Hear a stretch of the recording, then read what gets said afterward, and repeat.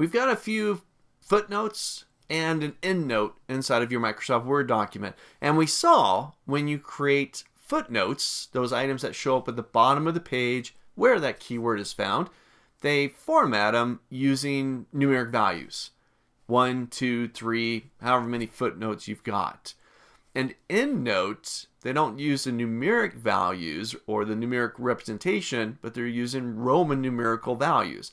I, and so on, to be able to denote the variety of endnotes that you may have within the document.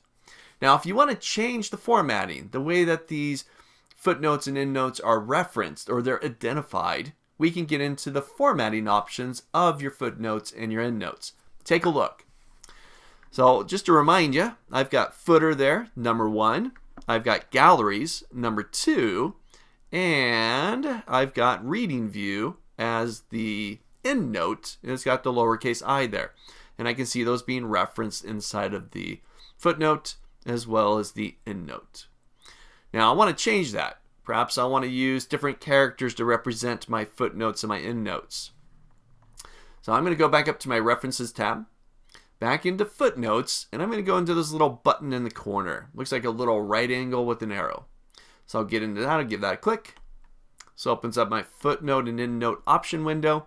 And here you can see that it's currently looking at my endnotes.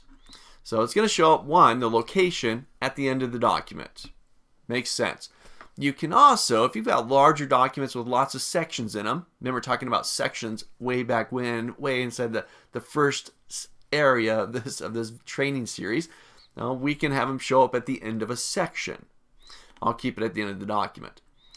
You can set up columns, so you can have multiple columns that'll have you show up inside of the footnote or endnote section. You might be cramming a lot of information inside there. I've seen this pretty popular inside of textbooks.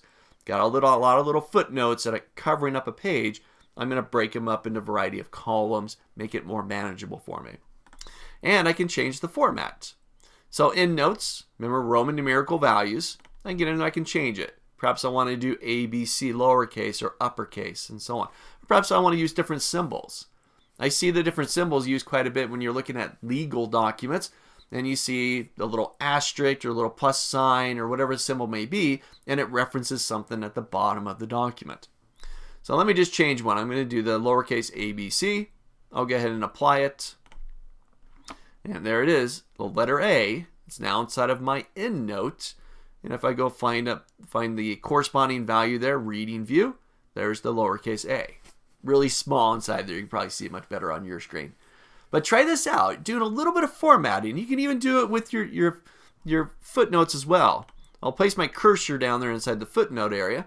Go back to References, get in that little button in the corner again. Now I'm looking at footnotes. They show up at the bottom of the page by default, and I can get in there and start to format them perhaps differently than what the default behaviors are inside of Microsoft Word. So try this out. Get into your document, References, go to that little button in the corner, a little right angle with the arrow, and try changing the formatting of your footnotes and your endnotes.